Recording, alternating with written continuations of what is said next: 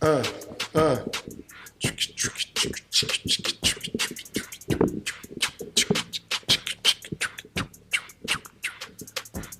Barber College Success, brought to you by Craig Charles of Crown Cutz Academy, JC, Crown Cutz Academy, Bristol, and now Proficient Academy, downtown Johnson City.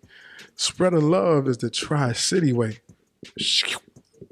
Hold on, spreading love is the only way, is the Crown Cutz way.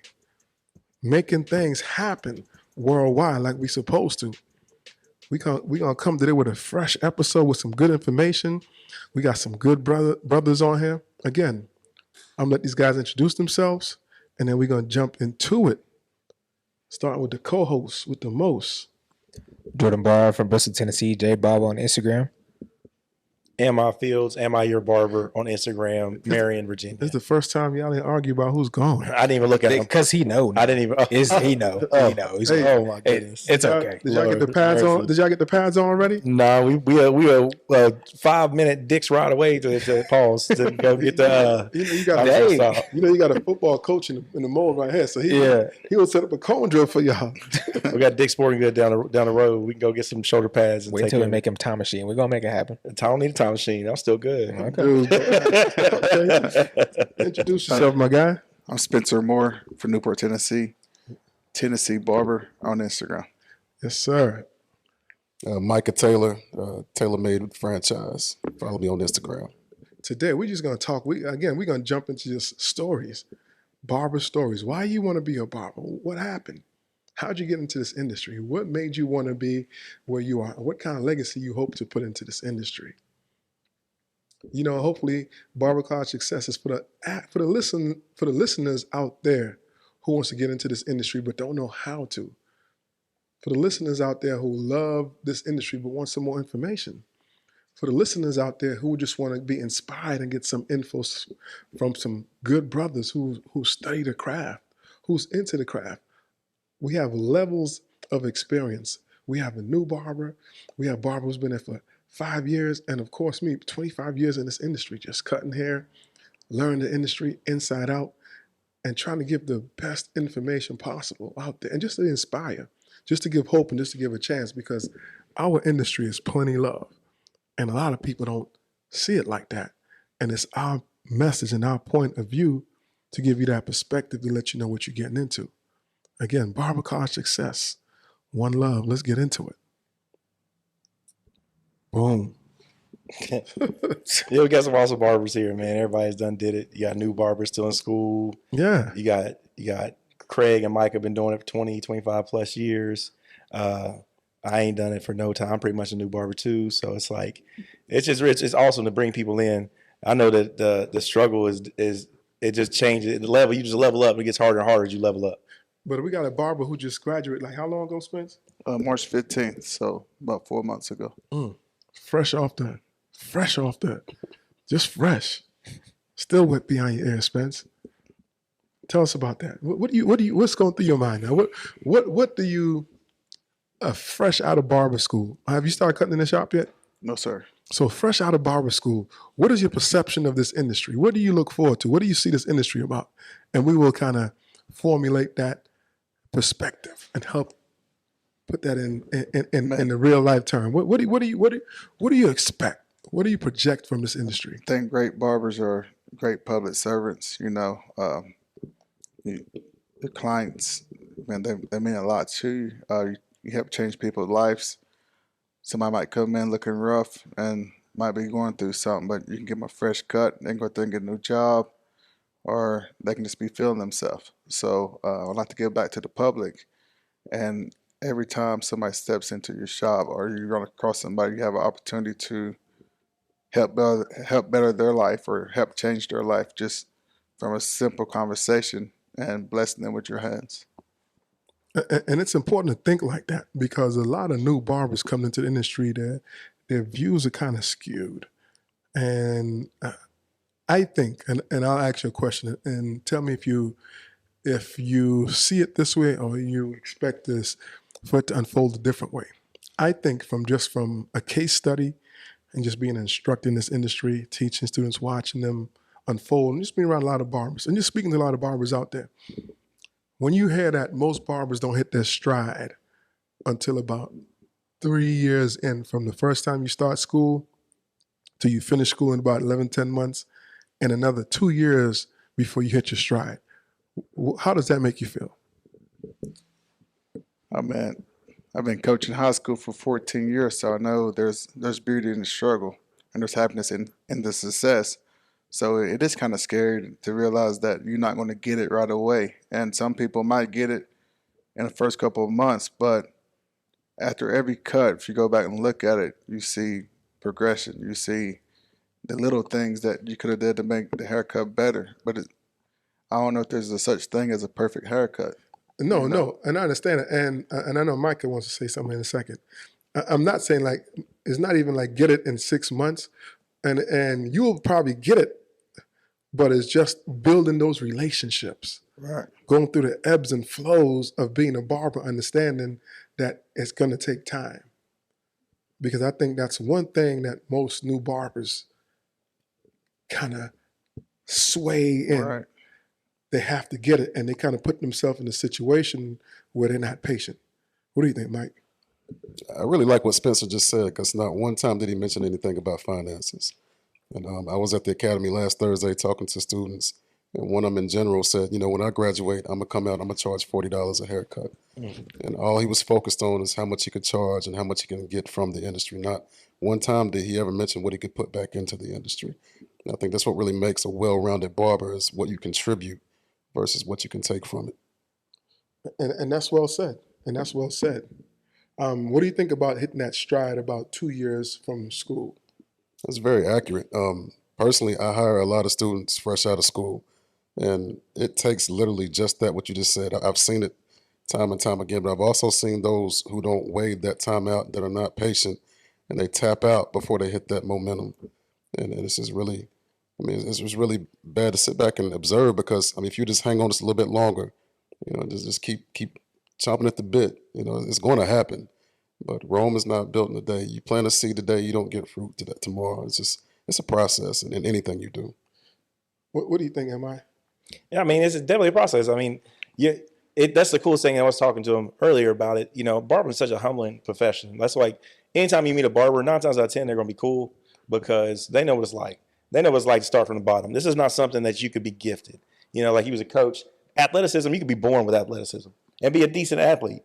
You know, but barbering, it's not something you can just be born to do. I mean, you have to work at it and grow and go through the whole process of doing it and struggle, make mistakes to get to where you can actually be successful with this, to even start seeing some success. Like not even that you reach your pinnacle, like just start seeing some success. It takes time. But I don't think you should equate success with the money you're making in the shop. Thanks. When I say success, I mean, you start to get a rhythm. You start to develop that rhythm. Not necessarily like success to me, I mean, there's little things of success that you go through the whole process. But what I mean is hitting your rhythm, hitting that stride, getting booked up. You know, you're managing haircuts, time process well. You're managing your money well. You start to get a good rhythm that you can build off of. What do you think, Spence, when you hear that? I agree with that. You know, man, you see me at barber school. I was running from haircuts. So I was, you know. We'll talk about that in a second. Hold on. He's still running 4-4. Yeah, I was running faster than haircuts.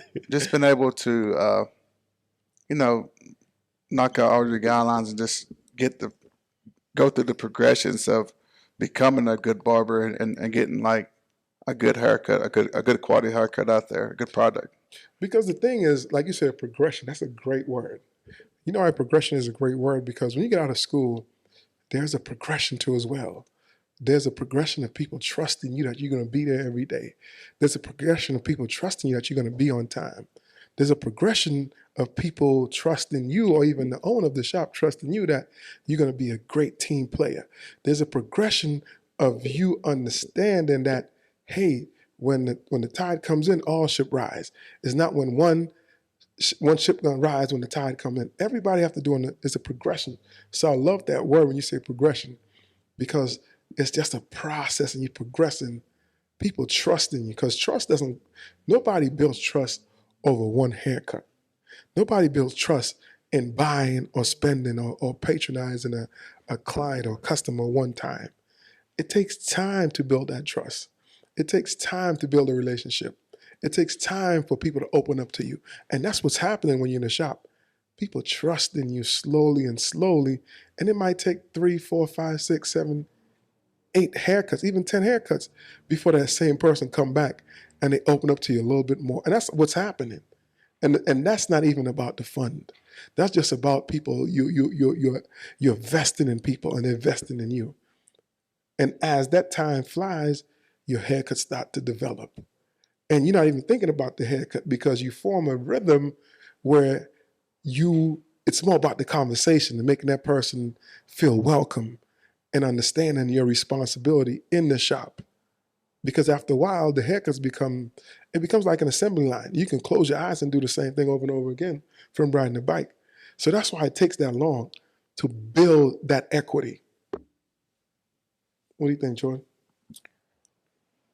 See, this is year 2 for me being in the shop, and like he said, it usually takes about 2 years for you to really kind of get that flow going. Sophomore season. And it's just like I think it really hits people at different times. Some people might be able to get it in a year. Some people might be less. I mean, especially with you being a coach, I feel like you could really, get strides very fast. As long as you just like the time with your haircuts, it's going to come with this development. But I feel like your conversations with your and your students or the people that you coach, I feel like that's going to help you even more. You're going to be able to get more reps in. This is going to help you out a lot. You better get in a lot of short amount of time. That's what I'm trying to say. But that's the importance, right? And I'll let you jump in a second, Mike. That's the importance of barbers. When they get to a point when they feel comfortable, they shouldn't shy away from going back and teaching or helping, not even teaching full time, but stopping by a school and letting students know that, hey, there's a process. You put too much pressure on yourself. Because Spence, you could probably speak to this a little bit too as well. When you in the school, it's like a competitiveness. You're thinking that I'm not going to be good, so nobody's going to come to me. Right. You remember those times? Yes, sir. Yes, sir. I probably cut right beside the best cutter in the school, and it's intimidating just because I played college basketball and I won a state championship before coaching football, and I'm like, man, I'm trash at this. This guy's good. You know what I mean? Hey, can you help me out a little bit? But it was actually hindering me because I was sitting here looking for a Band-Aid or, just running away from stuff instead of just getting at it. You keep whacking, keep hacking, get me a couple yards, get me a couple nice strokes in. But I have the mouthpiece, but I had the Nikes on my feet, but on my hands, I just couldn't do it. but think about this, right? Think about this. And I'm going to make you think about it, and you're going to agree with me on this one. Now, the roles reverse. A coach is coaching you, but you've been a coach. So think about that perspective now.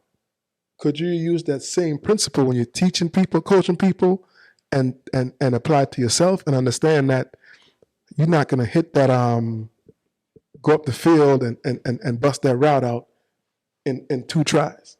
Right. But you can't coach all your players the same way.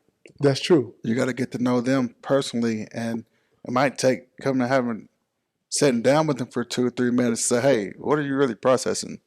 Because we're men. Right. If a man cross you a certain way, like I told him earlier, some men just shut down. Some players shut down. I see what you're saying. But that's a different perspective. You're not talking about being able to take coaching. You're talking about a different perspective now. Yeah, I'm saying everybody can be coached the same way. Right. There's no one specific way to coach somebody. No. This player might get it by just saying, hey, you run 10 yards straight, 10 yards out. That's a 10-yard out. Some people, you might have to get out there and walk it. Even from the steps, they don't want to take a false step, come out of their wide receiver stance, So I think I was one of those players that probably need to be walked. Right. But I was the oldest student there also. You know what I mean? I've been successful in the classroom. I've been successful coaching. this is the first time in my life that I felt like I really wasn't no good at, But now I've been on my own since I graduated from barber school. I've been cutting, at my house, and I feel more comfortable. Right. But I can't ask nobody for help neither, though. I gotta just do it, And that's okay. And I think that's something to, and that's a good point for instructors. We can't teach everybody the same way. We have to, at times, take different approaches. Like one student, he's on the spectrum at the school, and I had to figure out a different way to teach him. He is, and you would think a student on the spectrum, he won't be able to grasp. And his mother thought he wasn't going to be able to grasp it. And I had speculations myself, but I wanted to give him an opportunity and try. But one way I figured to teach him differently, instead of, I had to lay the guards down in sequence and put a number to them. And that's the only student I did that for. And I said, this is guard 1, and wrote it on a piece of paper in front of the guard and said, when you go and use this guard right here. And the next step, use guard 2. And he started picking up in the sequence. So that's what you're alluding to. Right. The progression. Yes, right. What do you think, Mike? I think it's great that he said he was willing to ask for help, like knowing where he's at, knowing where he wants to be, and not being intimidated by someone who's doing it better than he's doing. Because even outside of barbering, you always need a coach or a mentor of some sort. You can never fully master anything in life. You always need guidance. You always need counseling. I mean, I'm an instructor myself. Even instructors need instruction.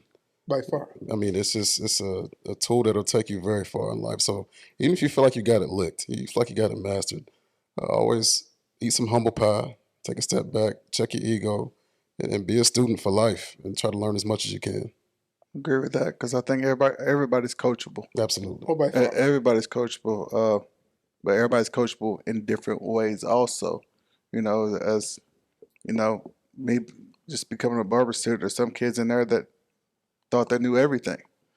Yep. Them really should be the ones that's hard. Somebody don't know nothing. I don't know no better. I didn't know no better. If I knew better, I would have did better. But me running was bad, because I'm a Leo, so I had a lot of personality in the barber school, and I talked a good game. But when it was time to do the thing, I was like, nah, not today. And that got me in trouble. My mouthpiece got me me in trouble. But you won't be the first, you won't be the last. A lot of students do that. A lot of people are intimidated because as adults, we want to be able to start something and do it real good the first time. And when we're defeated in some things, we kind of feel inadequate. And we almost feel like a failure because, and especially you being a football coach, you're like, man, I'm not going to fail. I should never fail. This can't happen to me. And then you start doubting yourself. So that's when you probably could have been held a little bit because, hey, you want to be held too. Right. You want to be held and be like, okay, this is how we're going to do it. It's okay. So talk about those times when you was running from haircuts. What was going through your mind and what made you run from a haircut? And this is growth too. Honestly, like, you can observe somebody when they walk in the door by the way they dress, see what type of person they are. For sure. Some people don't really care about the quality of a haircut. They want in and out of your shop. They just want to look better than what they did coming in. Some people, they're real picky. You can tell by the way they dress, their color code matching from head to toe. It all just depends on who it was and what haircut it was. So I started trying to call myself the bald-headed specialist because I was okay with using the razor and cleaning the whole head. I knew I had one job, clean the whole head, But when it comes to the fade and, just fading up and, knocking everything down and just being neat and uniform, I had problems. I had problems with that mentally, emotionally. My brother died 3 weeks in through barber school. And then my first cousin died, another 6 weeks after that. So I was dealing with a lot of stuff mentally too. And I was pushing through and, barber school was kind of like my getaway. I knew I couldn't quit, but my goal I was like, man, I'm going to barber school. I'm about to be 40 in a couple of years. I'm going to, as soon as I get to barber school, I'm going to open up a shop. I'm going to be booming. I'm going to be doing this and doing that. I had to back up and punt. You know what I mean? Like, once I really got into it, it's not that easy. Like you said, you told me, like in May, it's like, watch how much you be cutting better in June or August, and I'm still not there, but I'm grinding though. But that's okay because you. But the first thing that happens is you understand how to read the map, and once you understand how to read the map, a couple times you'll be able to identify things on the map without even looking at it. And that's where most students are. They understand. It becomes brain surgery after a while. You don't understand nothing, and again, it doesn't help that you was next to a dude who was next to you who was a beast in the Clippers. Right. You know what I mean? But he probably was cutting years before you too. Hmm. You have to think about that. When somebody is proficient at something, it's either they were born that way, which is highly unlikely, or they've just been practicing for a long time. Absolutely. And also, just to allude on that a little bit, sometimes, Spence, the best haircutters make the worst barbers. I know that sounds kind of crazy, but literally, all they can do is cut good. They're probably the laziest. They're probably the most undependable, probably the most unprofessional, the worst team players, just a complete liability to any business. So don't look face value at just the haircutting itself. Because that's the low-hanging fruit. That's the easy Absolutely. part.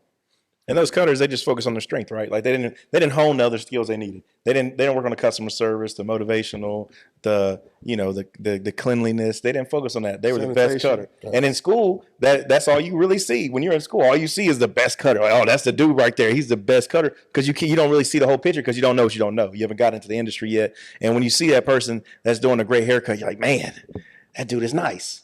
That dude is nice. But he can't do everything. He can't do it all. All he can do is be the best haircutter that he is. And you also put yourself behind. Like when you miss reps, from the coaching perspective, you got a guy that practices a jump shot every single day. Practice free throws. Every single day he practices free. He stays after practice shooting free throws. Are we going to take the dude that doesn't do that over the guy that's been shooting a free throw every single time? So the more reps that you get in, the better you're going to be. So when you miss reps, it puts you behind just a little bit. It's a little bit behind. See, when I was in school, I used to have a really bad problem with talking to people because I'm very introverted. I'm not a very talkative person. I like to listen. I'm like the person in the back of the class, that just looking, never say anything, just like studying just for myself, because I feel like I only talk when I feel like I have something that can actually help somebody, like something that could be contributed, And I mean, when I was in school, I took the fading part very serious. I wanted to be like one of my goals in life is I want to be one of the best barbers in the world. That's just me. But The world. in the world, yeah. That's just but I still didn't I got the haircut part down, but I didn't understand about fully connecting with your clients. Like this everybody can be good at fading hair, but not everybody can make the client feel welcome or make them feel like they're being listened to. Like stuff like that's important. It's going to take you farther than just being nice with cutting hair. Something came to my mind, and I was like, and it just popped in. And I know I talked about it all the time about students going in, or barbers just going and stopping into a school and talking to students. But I think it should be almost like a rightful passage where your last 200 hours after you get out. If barber school is 1,500 hours, you get 200 hours. You graduate in 1,300 hours. But 200 hours of you going back to talking to people, talking to students in the school, because that cycle will keep going on and going on, because everybody's thinking that they're not good and they're not equipped and not understanding. Barber school is to introduce you to barbering and prepare to pass the state board tests. Some people will excel and do real good and work on their strengths and not their weaknesses, and their strengths, which is fading. Because that's what they see. That's what Instagram, Facebook, that's what the media shows you, the blurriest fades. But there's so much more to that. And most barbers who have a shop will much rather, they want you to come equipped.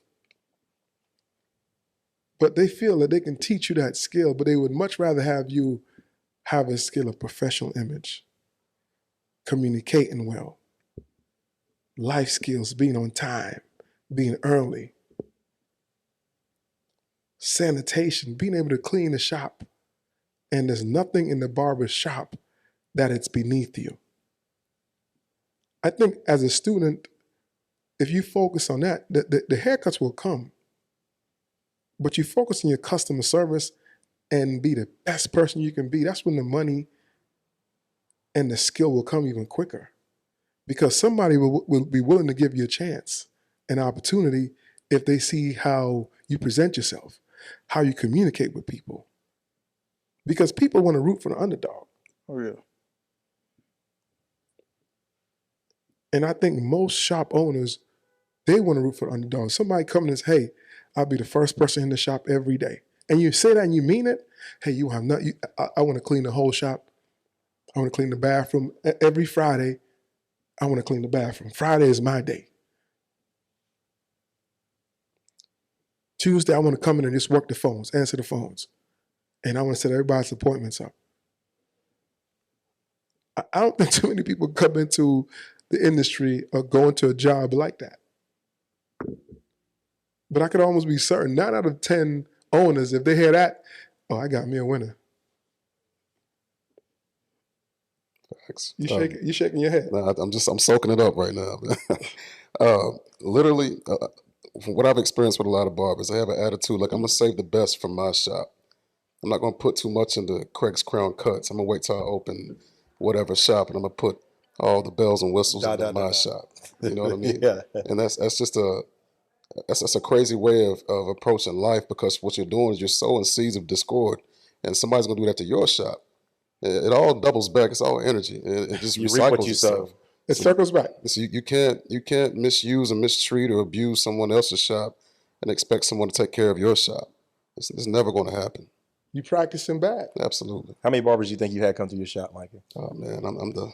Give us a ballpark. Oh man, I don't want to count right now. at the same time, I was talking to a lady last week. I was interviewing her. I have a high turnover rate because I have structure, and the industry does not like structure. Yeah. I even had a They conversation. think they don't, but they really do. But I'm glad you said that. So she said, may I ask, why do you have contracts? I was like, well, before I answer that question, can I ask you, do you have phone service? She said, yes, I have phone service. Who's your provider? Verizon. Do you like what you got for Verizon? Yes, I do. But why'd you sign a contract? Because I wanted phone service. Okay. So you answered your own question. You know what I mean? But you would do that without even batting an eye because you wanted Verizon, because Verizon has the, 5G, 6, whatever G it is now. And, you know, they're proven. Verizon has a brand that's proven. So you want what you can get from Verizon, so you signed a contract. So I'm not locking you into nothing. Matter of fact, I didn't put a gun to your head saying you're going to sign my contract. I didn't do that. I mean, we want to hold people accountable. But There's nothing wrong with that. At the same time, I don't want to be a glorified training facility for free. If I'm pouring to you, I expect you to pour back into me. I scratch your back, you scratch mine. Yeah. It's a fair deal. And I think the hardest part with barbering, and I notice this like with clients paying, like if you charge more money for clients, and the same thing as like as a shop owner, I think it's just the fact that you see the person you're paying. Like I don't see the person of Verizon that I'm paying. You just paying the organization. Yeah. But when it's Micah Taylor, I'm paying. It's like, oh man, I gotta give Micah all this money. Pocket watches. Exactly. Pocket watches. They're everywhere. This barber's charging $30 a haircut, and he only had to allow my stuff. You know, like that's the real root of it. It's like people can actually see the person that's receiving on the other end of that, and that's what makes it difficult sometimes. So that's why it's important. Like the first song, and I know we keep using that. We haven't used it in a long time. No, we can bring it back. Yeah, make your first day like your last, and make the last day like your first, and make that your everything. So the first day you come into this industry, come into it with plenty of energy, like you're an intern. Like you just like, man, this thing is, I'm gonna lace this thing up. Use that same energy. And the last day you should have that same energy, like your first day, and make that your everything. And then there's no hurt feelings. We understand, and that's where a contract comes in. You understand how I'm coming in, so you understand how I'm gonna leave out. I'm gonna leave with respect because I have a plan, I have a goal.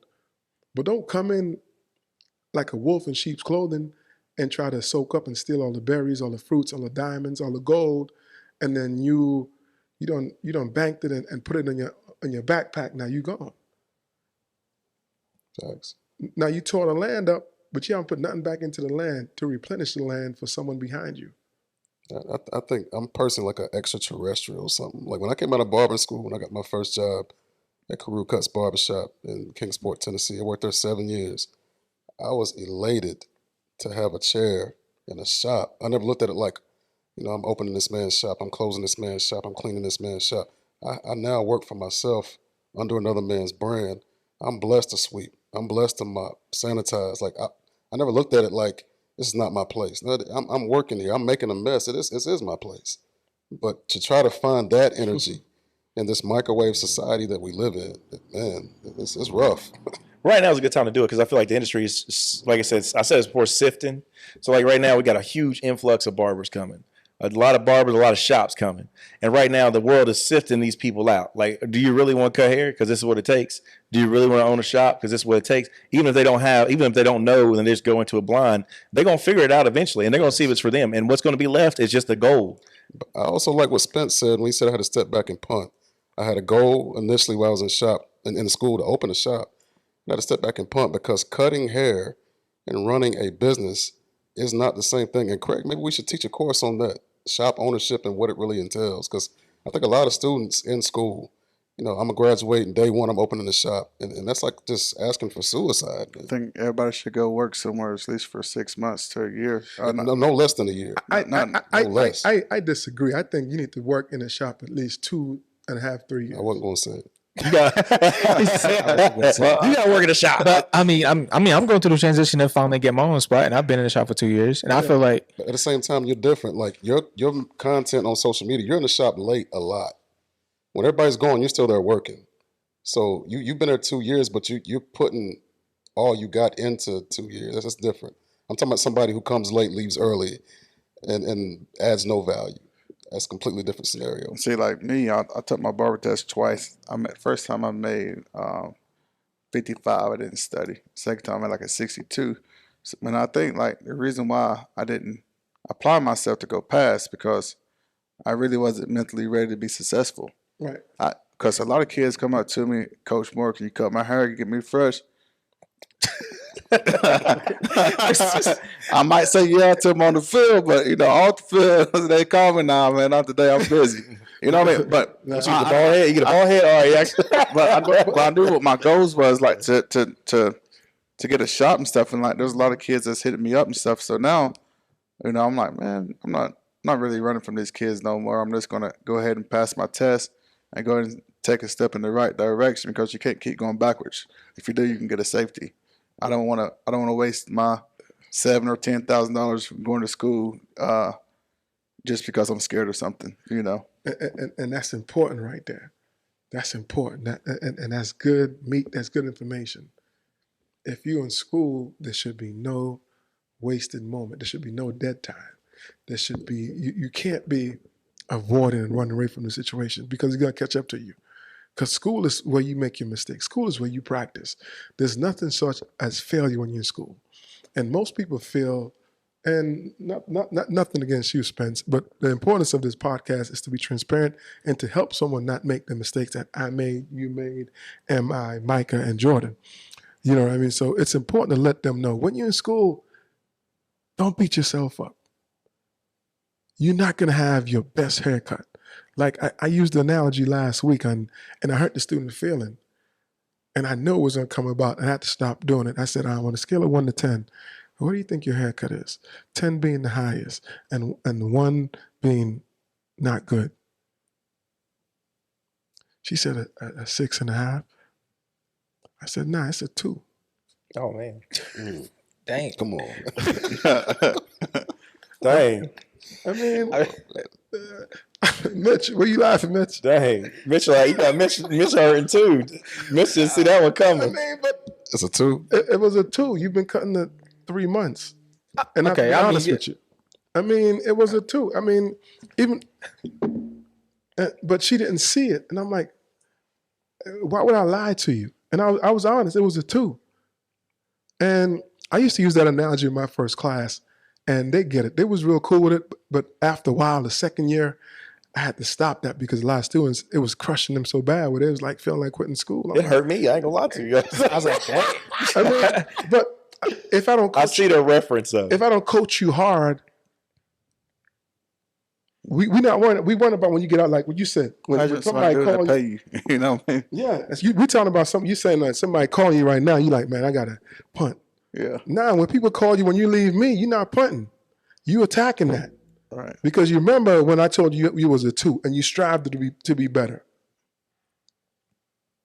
Why am I gonna lie to you? I can't lie to you and tell you you got a 6.5. 6.5. Some barbers in the shop do 6.5s.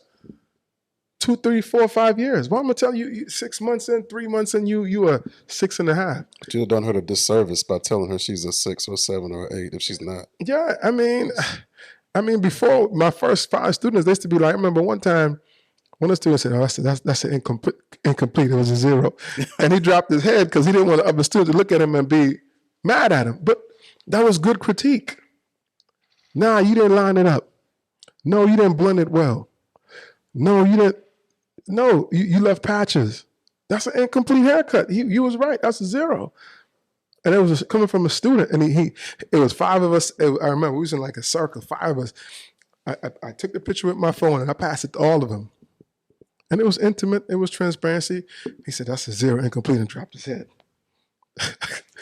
Because he didn't want other students looking at him.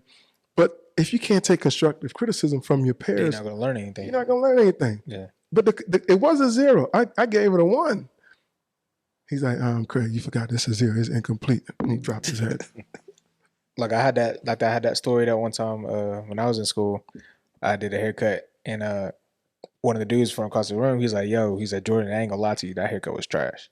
And I was like, "All right." I was like, "That's cool." Yeah, I was like, But I mean, that's cool. But the way you take it personally is how you're gonna you gotta be able to take it's gonna criticism. sting. It's gonna sting. Yeah, now I'm through with barber school, so my barber students that went to school with me, now I was calling myself the class president in there because all the young cats looked up to me.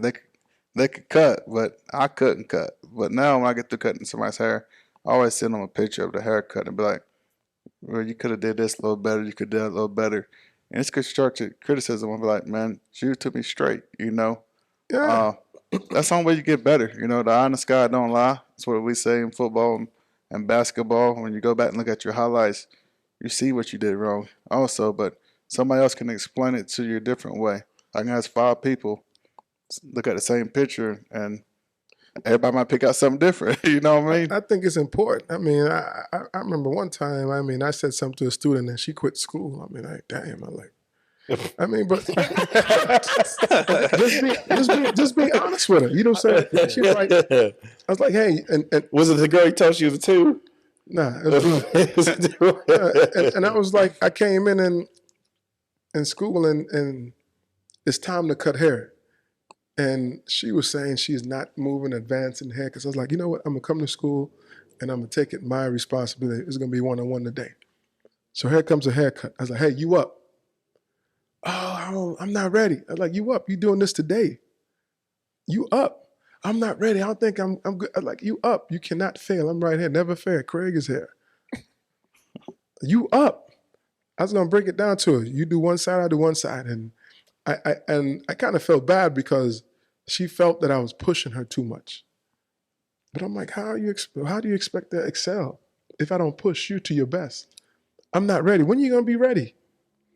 You got to cut. I did the same thing to you, John. Like, yo, you cutting today? Yeah.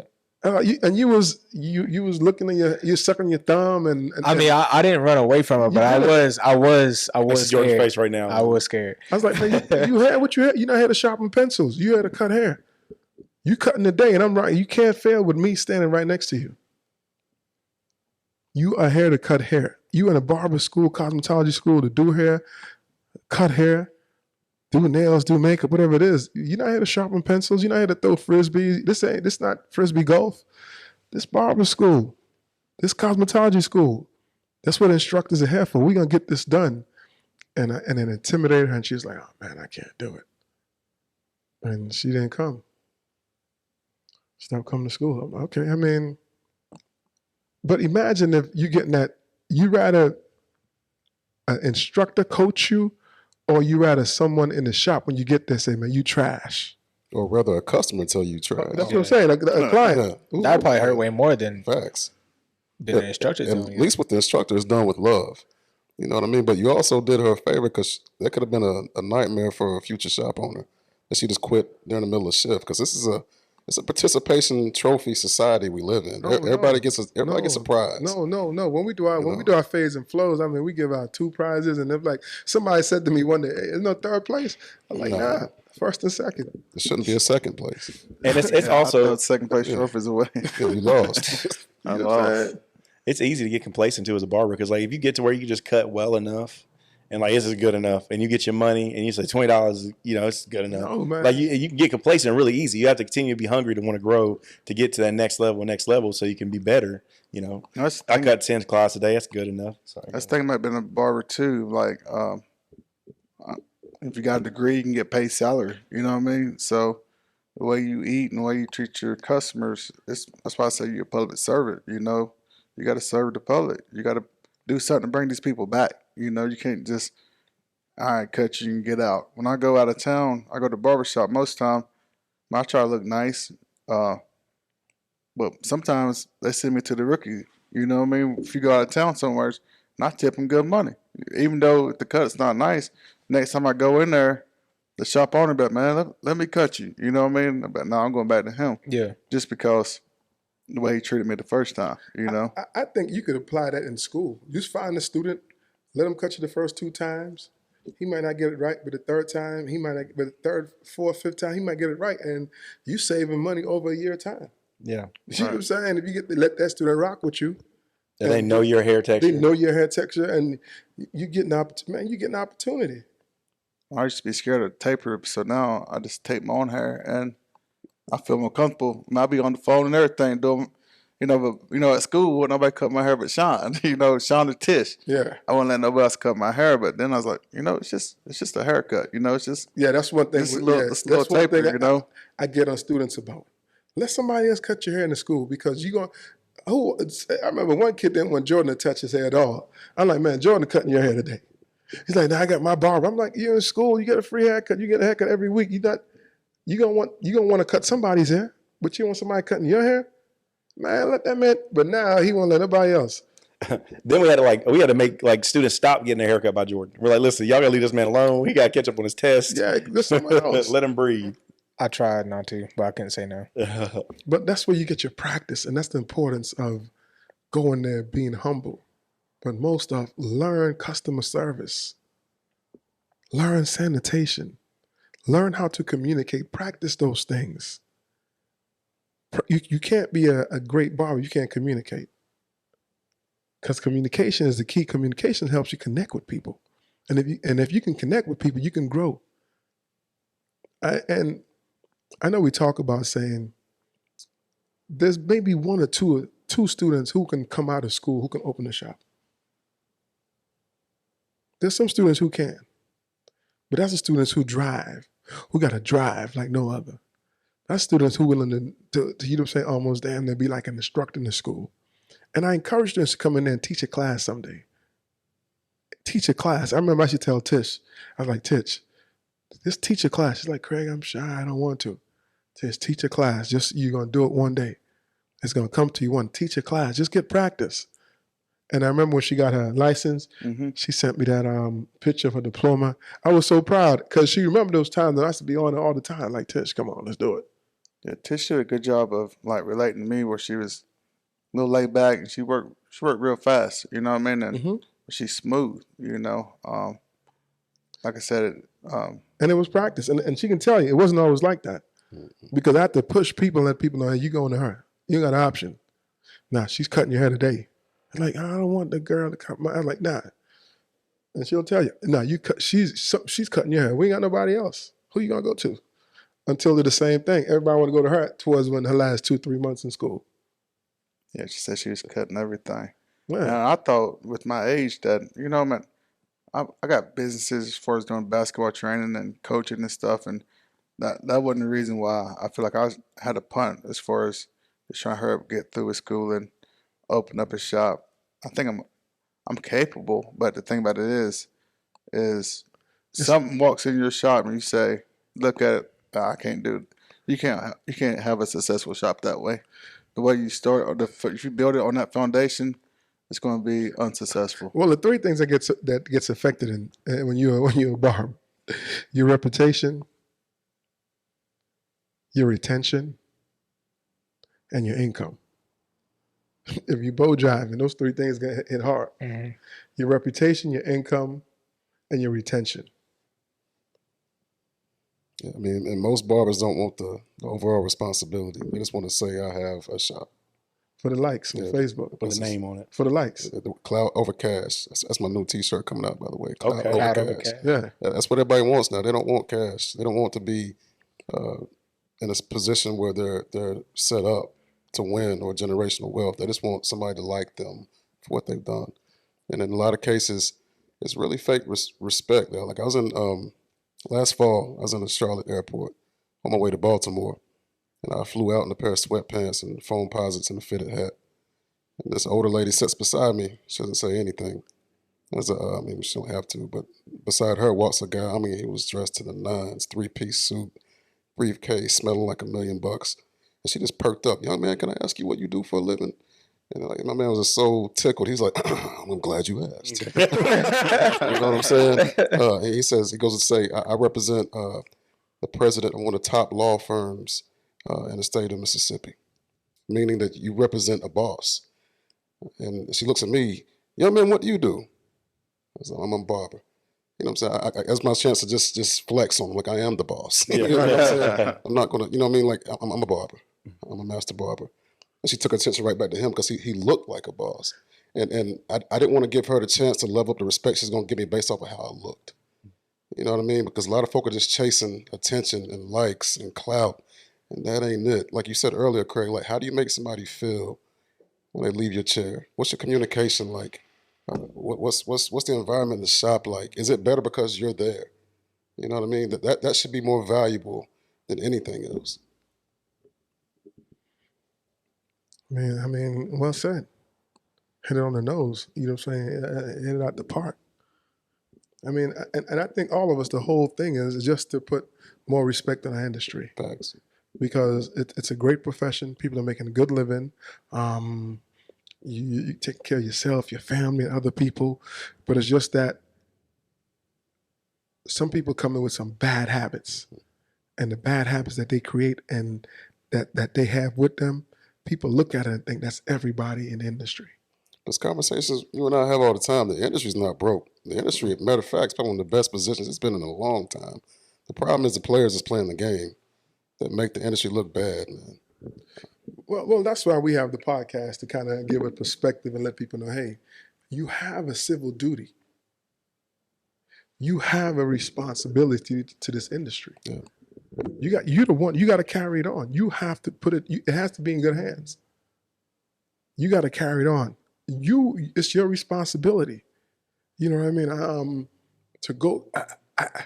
I was thinking of something earlier today. I had a conversation with a guy, and like I said, in our industry, I can talk about barbering all day.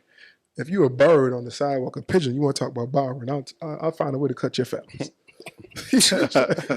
And we can rap. You know what I'm saying? Mike Tyson gonna get you.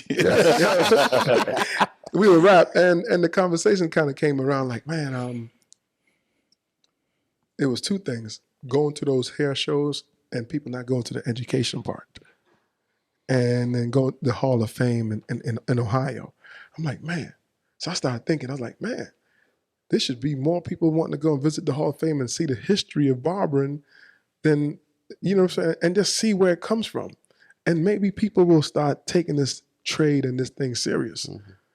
Because people go to hair shows and it's almost those shows, and it's almost like like you're competing to see the celebrity and barber and looking for the likes, and it's great and good because it helps. But what about the history? How important, how iconic this Teflon industry is. One of the oldest profession in the world. How about seeing that history and the foundation and see where it came from and what it has done, how it's evolved and how it's developed? And I'm like, man, maybe hair shows and barber shows need to start doing that. And it would show barbers how prestigious they are, and they would think and take it more serious. That a lot of barbers have gone through a lot of things to uphold the integrity of the industry. Like in my Greenville location, I'm maybe 5 minutes away from a gentleman named Kenneth Lamb, Tusculum Barbershop. Mr. Lamb is 88 years old, and he works 3 12s and 2 10s. So he still works a 5-day work week. He's almost 90 years old. If I could take Mr. Lamb's energy and put it in some of these 20-year-olds, man, The longevity in that, you know what I'm saying? He put in some time. man, Yeah, my wife's grandfather, he barbers too. Down in Knox he's 82 it's still going. and still going. And loves it. Even I if he say that's a sits- passion. Even if he That's sits more on a than passion. chair, you know what I mean, like, and cuts them. That's the thing. Like passion is a dying Yeah. thing, man. He starts at 5:30 in the morning. Respectful. Yeah. He probably up at 4:30, Yeah, he cuts the doctors and everything. I mean, he's getting in his there. coffee, and he's really groomed, look real good professionally. His hair, his mustache is trimmed, fingernails cut, his pants is creased. He probably has a white top coat, Yep. doing it up. You know what I'm saying? I didn't even know I was passionate about this till I get started there for real. Like I would have done anything at my job. But like the thing about it was I decided I was going to do it and I was going to do it at the best of my ability. And then it led to a passion.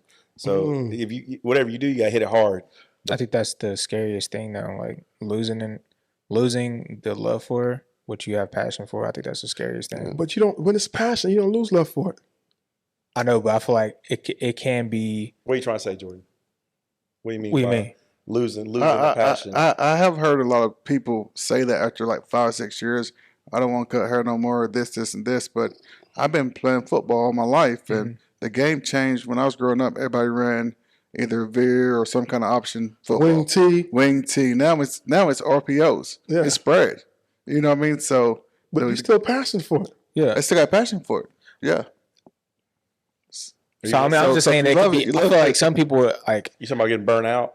I guess you could say. I Man. guess get burnt out. But I mean, I'm not worried about getting burnt out. I cannot not ever not see myself cutting hair. Let's ask the That's vets just me. though. How y'all not get burnt out after 20, 25 years? I mean, but we talk about it. I think me personally, when my alarm clock goes off, I get excited. Excited, bro. He's like, Excited. time to go. Yeah, I get excited. Only because like I've worked so many dead end jobs that have put a cap on my progress Oh man. and how far I can go in the company. I Now feel that. now I drive.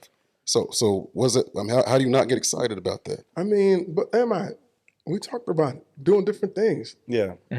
Cutting, teaching, the podcast, or something relating to barbering, doing community service, watching somebody else get happy, giving out book bags that's coming up with the community service. Hey, shout out Vincent Dial. Vincent Dial Day, coming you know up what I mean? July 29th. Hey, bring The your community kids. service part is a hack too. But doing different things like that, it makes you feel good. Yeah. All from barbering. Like one of the best things I enjoy doing right now, I love going to the jail. I go to the jail 4 days a week. Nobody ever said that ever. He said, I love going to the jail. But I'm in there teaching 10 women, giving the opportunity to get a certificate for a career, Yeah. That's big. and just giving them hope, giving a chance, Pouring into them. pouring into them. You know, I love doing that. My best part of barbering is this one, going to the jail every morning, Tuesday to Friday. And I remember when I was going to the VA and cutting hair for those veterans, those guys have no one coming to them. And I would go to the VA while I was working my regular job. I was working 7 days a week. It didn't feel like I was working 7 days because I worked at the group home, then cut hair for the other 3, for the other 4. And it never felt like I was working 7 days. I did that for like 2 years. And I never felt like I was working 7 days until I stopped. I was like, man, I work 7 days a week. But it was everything I loved to do. And going to the VA at those veterans at the domicile and cutting their hair, it was just the love of going there, cutting their hair and hearing their stories. Who was in Vietnam, who was in this war, who was doing this, how they grew up, how they came to be. And their joy was for me to cut their hair, but my joy was listening to them and tell their stories. And they always wanted me to go to Walgreens and get those like little green and black chocolate candy bars. Andes, whatever it is. It's like a little like rectangular chocolate. Yeah, they're like Yeah, sugar free. the mint Use chocolate. a plug. Yeah, and I would Flip candy on the side. and their thing was like, oh, go buy me some candy and bring it back on Wednesday. I was like, cool, I got you. But I was so joyous of going back and cutting the hair and listening to them and building and growing and bonding with them. And then the next joyous thing is going to the jail. So when you add things to your industry, to your career, it becomes fun. But if you're just stagnant now, you're not pouring into nobody else, just pouring into yourself, being selfish and doing it for the likes on Instagram and Facebook, you are going to get burnt out because after a while, nobody's going to like your shit no more. You know what I'm saying? Nobody's going to, you posting videos, but everybody's seeing the same thing. You're not doing nothing else. You're going to get bored. Even like with me struggling, like my son, I haven't mastered barbering yet, but my son's like, Dad, when I get out of school, I want to be a barber. You know what I mean? Look at that. So, man, That's like, big.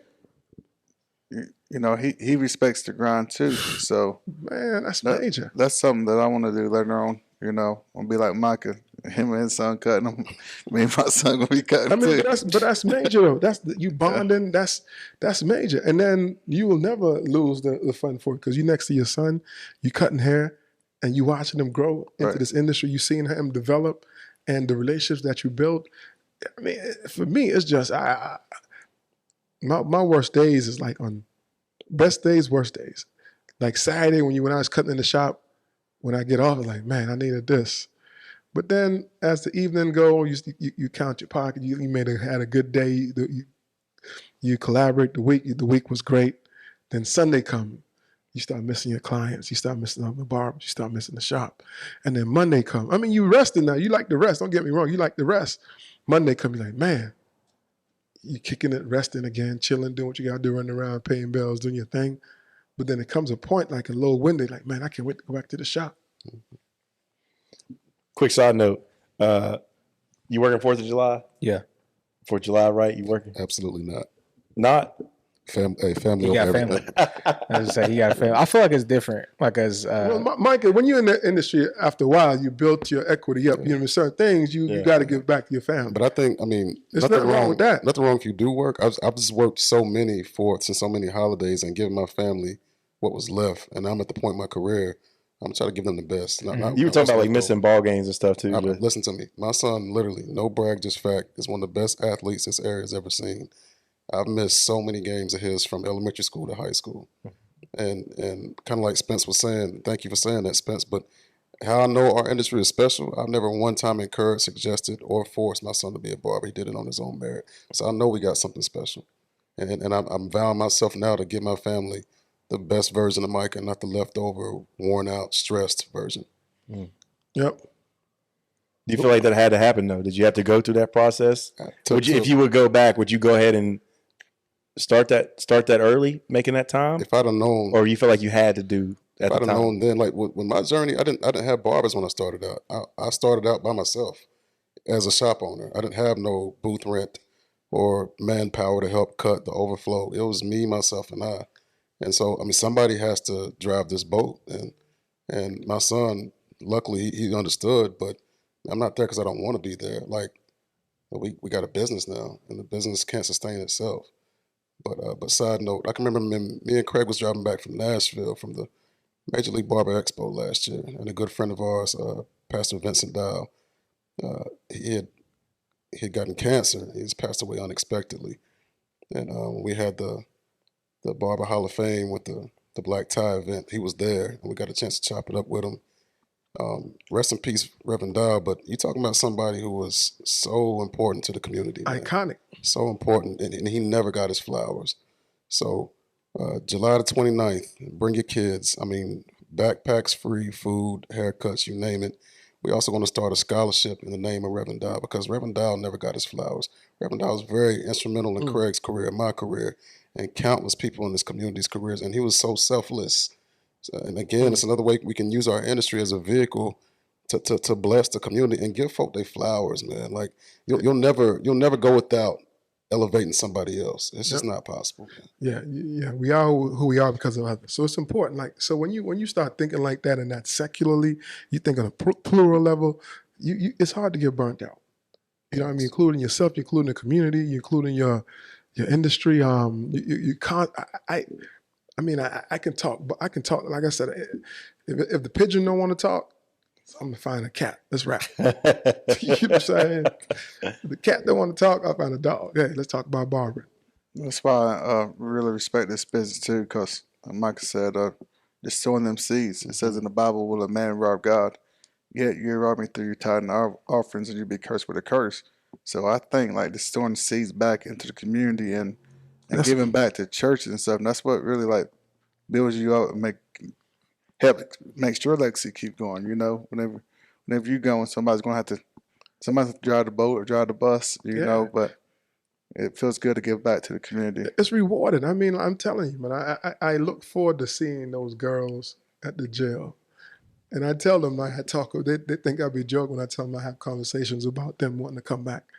And they'll be like, yeah, right. And then like every other day, one of them will cry, but it's a cry. It's a tear of joy because they're just happy that someone is coming to them and helping them work on recidivism so they don't go back. Having an option when they get out, get a chance, get a hope to have a career. And that brings satisfaction, gratification to me more than anything. That makes me, I love going, and people like, when I tell people like, sometimes I have the conversation, I'll be on the phone, what you doing? I'm just coming from jail. And you do it on purpose though. I kind of, and most people are like, man, what you do, man? What's like, I'm like, nah, I'm just helping out at the jail, man, working with the inmates and giving them opportunity, giving them a chance. But think about that. Who else is going to that jail, putting into them? Who else is doing that? Thank you.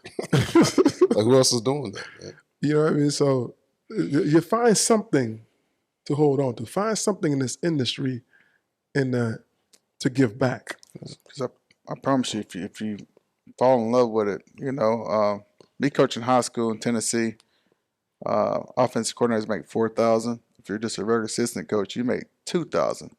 That's for 10 weeks, and that's not even counting like the summers. So it's not even worth the money. In North Carolina, I made like $15,000 to coach football. You know what I mean? So that was a lot better. But when you come back here, it's like you're coaching for the money, you're coaching for the love of the game.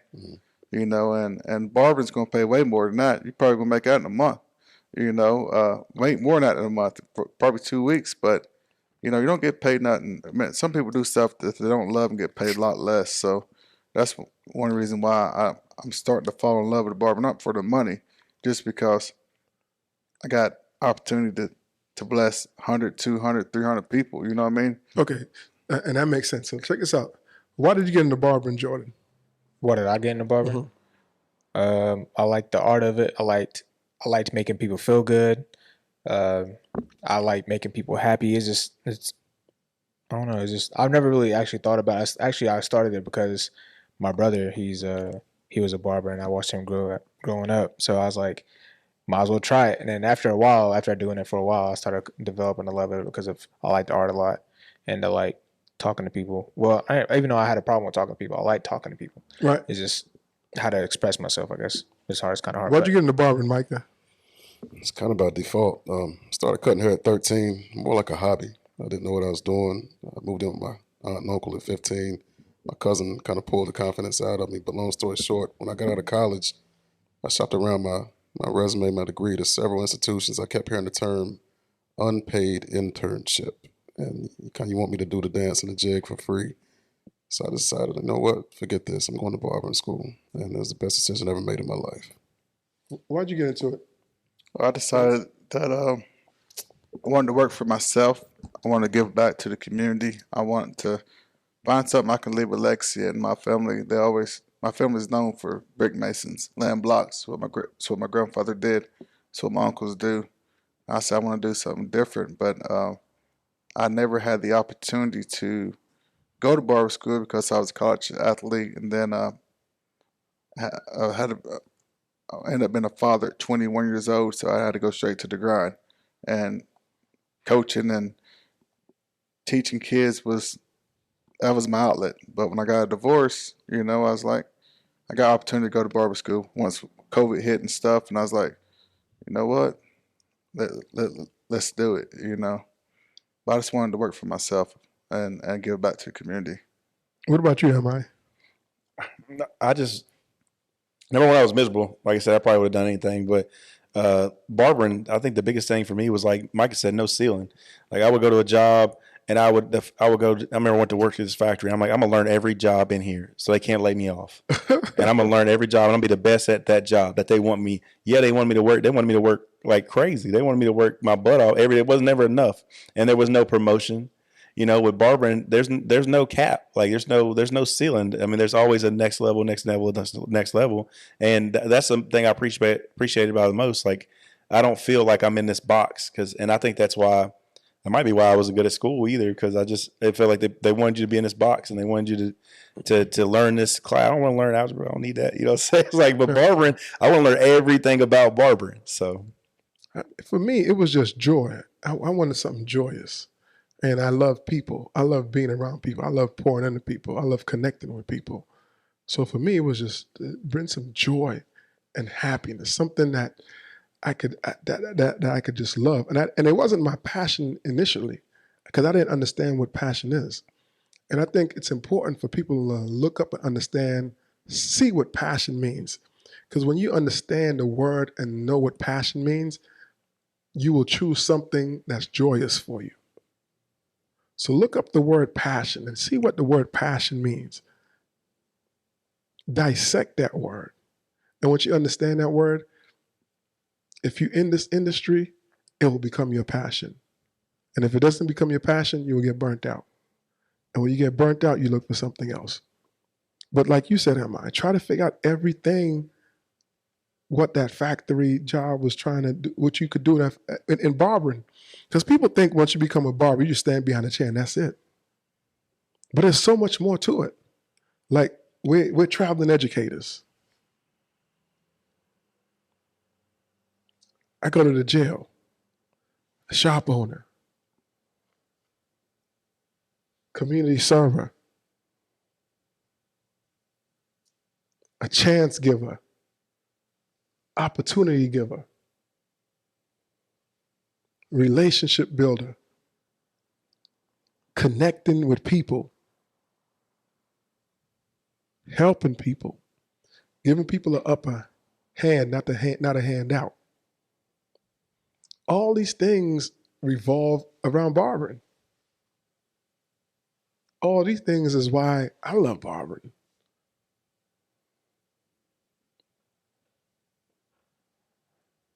And you are a pillar in your community.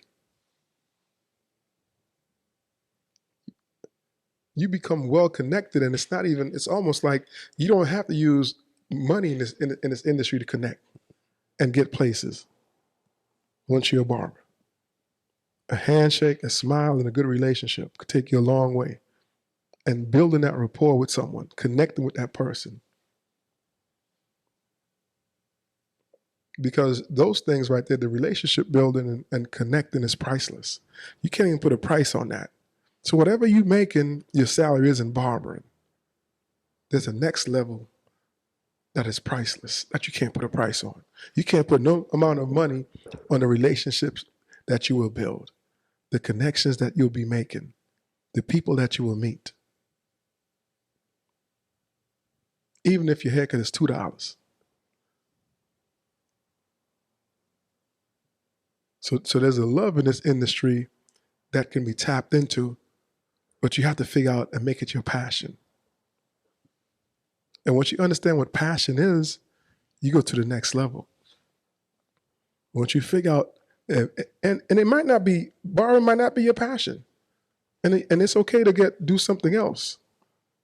Because there's plenty of people who change careers and come into barbering. And there are some people who change barbering careers and go into something else. I mean, more power to you. I'm happy for you. But I'm at home. I'm at home. I'm at home with what I do. I love what I do. I'm at home. What do y'all think? It's blessed to be here, man. Hands down, the best job in the world. It may sound kind of biased, but I love it. I haven't reaped the benefits of it yet, though. But I think this is a journey that I think it's going to be my last journey. My last job I want to do is being a barber and providing for my family and community. It's coming. Man, like you said, the doors are open in this industry. It's never going to shut down. Barbers are always going to be needed and wanted, you know. And plus, I think there's only like 2 barbershops in Newport, too. So I like to be the third one. So what Dion say? I don't know. Prime time. I don't know. Don't say anything. He said, I'm not hard to find. And he said, "What? I'm coming." Yeah, I'm coming. You know what I'm saying? He said, He said, "You're gonna have black socks in my weight room. Get out." I'm coming. I'm coming. But I know we this was a great podcast. Before we jump off, what are some things you wish you could have done differently as far as learning when you were in school? Just coming in ready to grind every day, not running from any haircuts, but it was a unique situation for me because I was dealing with adversity too, but not making excuses. When you're adult and you buying into something, you paying for something, the only way to get everything you're supposed to get out is go full force, no matter what. Beat the odds, bet on yourself. Don't take no shortcuts, because if you take shortcuts, you're gonna be behind it. You're gonna be behind the chains, and that's where I'm at now, and I kind of regret that. But as long as I'm breathing, your past is your past, and what's present, you can go get that. Excuse me. Let me ask you a question. Do you understand how to get from point A to point B in a haircut? Yeah, yes, sir. Well, then you're not behind the chain. It's just growing from there. I mean, you know what I'm saying? Yeah, I'm just talking about this like, just been smoother with it. I mean, but think about what we said right initially. It's going to take about 2 years from the time you finish. So are you really behind the chain? Physically, no. Mentally, I am. Well, because you know why? You're a competitor. Right. And you're a coach. And you know how. So think of it this way, right? I'm a coach, Micah's a coach, Ammi's a coach, Jordan's a coach. So, and you're a coach. And you can look at an athlete and tell him instantly, hey, trust the process. I know where you're going to be in 6 months. Ease your mind. Can you do that? Can you look at an athlete and tell him where he's going to be in 6 months? Yeah. Okay. So it's the same like myself, Micah, and Ammi. So we tell you you're good, you understand that. And it might not even take 2 years. Like one day you wake up and it clicks. Someday, like that's what happens at barbering. One day you wake up and it just makes sense. So that's why I asked you, can you get from point A to point B? You understand that concept. And now it's just refining it. But a lot of times you don't know what you don't know. And even an athlete, they don't know what they don't know. And what is one question that your athletes ask you sometimes that you're like, yo, you got this? Can we get some water, coach? Can I get a sip? Or even a question like, man, am I going to be, because you get it all the time. Even parents. Now, parents want their kids to be like Peyton Manning in day one. Right. Most teams zone block right or left, and they're running right. You got to read A gap first before you go to V gap. Like, hey, it's right there in A gap, How long it takes to read that sometimes? Takes a while for somebody who don't got no patience. They want to get the C gap. Yeah, they gonna try to get that outside. But it's right there. And it's a process, and it's the same thing. So I was speaking to one student, another student a couple of weeks ago. He's like, man, I don't think my haircut is getting where it need to be. I asked him, what is one thing that you're good at that you consider you're good at right now? He's like, wrestling. A light bulb clicked on. He said, man, I've been wrestling since I was 5 years old. I'm 21. And it took me a lot. So what's the difference? Barbering, it's a learned skill. He's like, man, you're right. It took you some time to be a good wrestler. So it's going to take you some time to be a good barber. And 2 years in the realm of things is not even long, because pediatric nurses, it takes them 10 years to hit their peak, top of their career. 10 years. And Olympic athletes, you have to train for 4 years to get to the Olympics. Some people train and don't make it. 4 years. The World Cup, teams go through qualifications every 4 years. Some teams don't make it. You think their practice regiment has to slow down or drop a notch to get to that 4 years? You know what happens when they drop a notch? They ain't never gonna make it. Oh. 4 years. And only very few get picked. But a million trying, but the million who's trying, and sometimes the reason why they don't make it because they drop a notch in the consistency of training.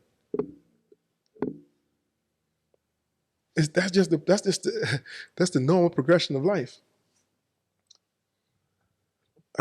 I mean, 3 years, I think, and give or take, it might be 2.5, it might be 2 and a quarter, but around 3 years, you should. Okay, I'm good. It's gonna come, but just that block of space that they just seem so far. Like, man, why I gotta wait so long? Why it take so long to hit that stride? Why is it? I was like, it's gonna come, and that's how it is. Because we all remember when we was trash, when we were cutting first initially. But do we wish that we didn't go through that journey of just this grinding of seeing the ebbs and flows and ups and downs and understanding you can't shortcut 2 years in the barbershop. You can't shortcut 5 years in the shop. You can't shortcut 10 years in the shop. Because you learning something in 10 years that you would teach your younger self. Just out of curiosity, like you and I both came into this thing prior to social media and all this content floating around.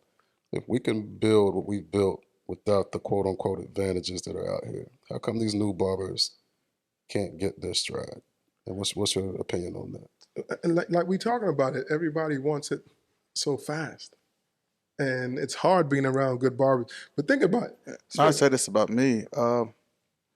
Some of the kids, some of the adults that's at school with me, they was 19.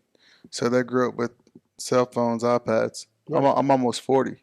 I didn't grow up with that. So like I ain't got no TikTok on my phone, and some of the social media stuff, I don't really get down with it, so I can't learn that way. But some of these guys can, you know what I mean? But remember, this profession been around, you know what I'm saying? Right, yeah. You know what I'm saying? So you have to understand, like, before the person was using bones and making combs, you know what I'm saying? But I mean, I feel like I could still do good even without social media, because of the way I'm able to interact with people and the way I am perceived in my community. I feel like I could do good without social media. So I feel like you have to hone in on your community. Get your community first, like to make it the base foundation. Get that really good, and then after that kind of help you. I feel like. So check this out, right? And I want to always answer this question. What if we didn't have a choice and Facebook, Instagram, TikTok was $75 a month? I guess I'm paying it. It's got to go. I'm saving money. I ain't got TikTok. But I'm saying, think about it, right? And that might come. That might come. Think about it. That could come, because I think Twitter, they're thinking about putting a price on Twitter, and LeBron said he ain't doing it. But I feel like, I've seen a lot of young barbers that come to the shop. They're like, well, why is it so slow? Well, if you're scrolling through TikTok, looking at someone else's content, it'll kind of make sense to put content on TikTok to promote yourself if you're already on TikTok. If you're on TikTok anyway, you might as well just go and make your own. You're not at least going to walk across the street to McDonald's or Domino's and talk in person. If you're too shy to do that, why not promote yourself on TikTok? Why you just look at somebody else's content for hours and hours on TikTok? Free advertisement. But you're not even advertising yourself. Like, it's really a disadvantage for a barber. I don't have TikTok. You got TikTok? I don't have TikTok. I do, but I don't get on it much. But I'm talking about Facebook and Instagram. What if it was like $75 a month? Any social media outlet. I think some people would be in trouble. Yeah. Oh yeah. Because first off, they won't have nothing to occupy their time. Facts. And they go berserk. You have to do something then. I feel like it hurt and help people, some people. I mean, but think of the things that you can do, right? Without social media. You can go to your church, participate in your church, and talk to your congregation, talk to your members and say, I'm a barber. During when they have what you call it? When they speak in the beginning of the church, what they call that? Announcements. Say, hey, I'd like to make an announcement. Your church will let you do an announcement if you participate in your church. And say, hey, I'm starting school. I would like 5 members of my church to come and support me. Oh, I just got in the shop. I just started a shop. I'm working with Micah Taylor. I'm working with Ammi. I would like 10 people to come down. Just please support me. People will come and support you, and that's no social media right there. That's I think people will come and support you. Without question. How many people have ever done that? Very few. And it's there. It's there. You a member of the church. You pay your tithes. I mean, your parents been paying your tithes. Your parents been paying tithes forever. So why couldn't you go there and be like, hey, I'm starting a new barber at MI shop, and I'd like some of you guys to support me. But you become a barber to feed yourself. I feel like so many new barbers get their license to still be fed with the mindset of, I'm still a worker. You're not a worker, you're a barber. And you can pay yourself whatever you want to pay yourself based on your effort and work ethic. That's why I think commission for new barbers is the best way to go, because they're scared of building clientele. A lot of them are scared. But you also got to buy the food, cook the food, and do the dishes as a shop owner. Yeah. But you get paid for that. You get paid for it. You know what I'm saying? Yeah, you know, so you give me $50 and make you a peanut butter and jelly sandwich. I'll make it the best peanut butter and jelly you ever had. What do you think is your biggest challenge coming in, Spence? We're going to wrap in a second. What do you think is your biggest challenge?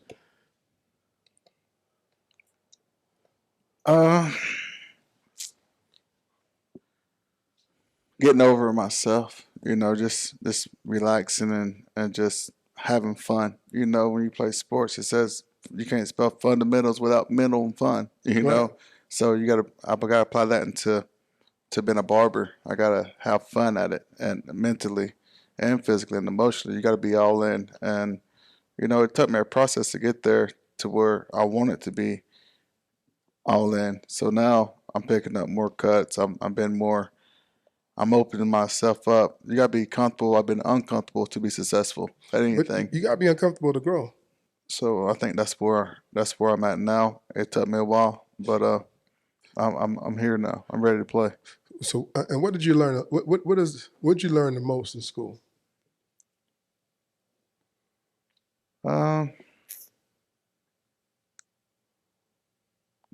No matter what, man, just keep grinding, keep trusting the process. You know it, even when your mind's telling you that you don't know it. Mm-hmm. You know, you're getting taught the right steps and the right things. It's just, how do you apply them? Right. Because there's so many different ways to fake. And if you sit here and watch this person, that person, and this person, you're going to be confused. So you got to find a different stroke for different folks. You got to find out what's going to make you successful with these clippers. The mouthpiece part for me was that's easy. You know, it was just my mind just mapping out on the head. Where am I trying to get? Where am I getting to? Like where's my goal? Landing spots on people's head and stuff. You know, how to put all that stuff into a way that I could understand it. You know, Right. it wasn't easy at first. I mean, as far as basketball, you know, if you step out of bounds, then it's turnover. Or if you jump off sides in football, you know, you're going 5 yards back. So what advice would you give new students or students looking for a school? And what advice would you give students coming into a school? Don't worry about messing up. Go, be ready to learn. Apply yourself. Read. Stay in your book. The book part's way more important than the haircutting part. Haircutting part's going to come. But if you apply yourself in the books, then you're going to be straight when it comes to taking the state board test. But me, I mean, I feel like I know the theory. I think I can go past it, but I was scared to go past it just because of, I know I got people want me to cut them, and I wasn't ready to cut them. Right. So I was scared to be successful. I didn't want to jump over that block because I know a couple bad haircuts in the shop. That's my name. But people understand when you're a student, though, when you just come out. They do, but like I said, I've been coaching for 15 years, so a lot of people who are going to come to my shop is going to be kids. Right. So on a scale of 1 to 10, where do you think you are right now? About 6. Don't say 2. Depends on what kind of. I'll be honest with you. Depends on what kind of haircut it is. What's your favorite haircut? Ball fade. That was fast. I mean, It used to be a ball head. Yeah, you're right. So I mean, I moved up a little bit, you know, and Work with more hair. yeah, How's your share work? about a 4. I mean, but again, I struggle with shear work and line up black people. I respect that. And seek honesty, up. man. Your shear work looked solid. looks- That's it all your looks solid, Like, yeah. yeah, your shear work was solid when I said it blended well. and the thing is, you where you're supposed to be. Facts. You where you're supposed to be. You at home. It's now just refining it, and find a mentor, find a shop who someone's going to work with you, and understand it's just a process. And take your time. You're not at a race with no one but yourself. It's going to come. So you're on track. You're not far off. You're on track. It's like saying if everybody came out the womb and started walking at five months, that's not going to happen. Some people come out, start walking at 8, 9, 10, 15, 18 months. No, real. Some kids walk at 20, at 2 years. You know what I'm saying? So you're not going to come out busted. You're on track. You're at home. You're right where you are, where you need to be. You're going to get there. Because you love it. You said you love what you do. You love the industry. You want to leave a legacy. So when you want to leave something as a legacy, you have to create that as a passion. And that's coming. Them C cups give me a hard time too. I mean, that's every student go through that. Every student. It's some barbers right now who probably have problems with that. Yeah. There's some barbers right now who have problems with fading. There's some barbers right now who have problems with shares. I didn't learn how to use a share until I started teaching properly. And I was 12 years in the shop. That's what confused me too. Like when you go to, I'm going to Myrtle Beach tomorrow, and last time I went, I guess last summer, I got a ball fade at Myrtle Beach. They charged me more money for a ball fade. I was like, well, a ball fade's pretty easy. You know what I mean? Not really. Not really. I mean, it is when you get the hang of it, but not really. It depends. And then you're in a different city, and you say you're in Myrtle Beach. Myrtle Beach is a destination. You're going to get the haircut's going to be more expensive at a destination. Yeah, I ain't getting no more there. You should, though. Go back to the same barber and see him. You can't have the attitude because you're going to be a barber and then you're going to have high prices too. Yeah, So you got to respect prices wherever they at. Was the fade clean? no, fade was not clean. It was bad. Actually, I had my shag last time I went to. Yeah, shag. Yeah, I called it the Tennessee shag. Okay. I had that when I was in barber school. Ring T in the back. Man, I had it, and I went to. I was taking engagement pictures, and I went to Myrtle Beach, and Buddy messed up my shag. So when I come back to barber school, I had to cut it off. You let somebody some stranger cut your hair for your engagement photos? Hey, before we got off, I was suspended from barber school because I was cutting somebody's hair, and I walked out. I walked out in the middle of the haircut. Oh man, The haircut was done. All I had to do is get the half guard and take out the last line. so you got pictures to remember that forever. Yeah, so that was my last. I wasn't allowed to go to school for a day where I walked out, and Yeah, you can't do that. and then I had engagement pictures. Yeah. I needed a haircut, so I booked somebody off the cutout, and I was like, man, this Hispanic guy about to get me right. Yeah, $85, right? $85. How much the cut was? $85. For fade? Yeah, all I had is my little shag, so he was basically just taping me up. Hey, man, more power. I like it. But we ain't going back there. I can't go back there. 85? 85. I mean, that's cool, man. Hey, man, get it. And we're in Myrtle Beach. I was in South Myrtle. Okay. But that's my last time going there. That's what barbers need to go and cut. Get a If cut. you get 85 a pop, you just need to do 4 haircuts or 5 haircuts a day. Yeah, that's tough. But it was at 6 o'clock in the morning too. So Oh, Dang. yeah, It wasn't at the shop. it was at the shop. He opens up his shop at 5. Oh, dang. Man, that man. So he must get off early then. He does. Yeah, okay. But He you know, if cooking. he gets you before 7, then it's $85. But he was booked up all through the day. His reviews was 5-star, but I was the first shag he did. Okay. He ain't doing mine no more. so 85 plus a tip, $100. $100. That's not bad. That's for after hour cut though.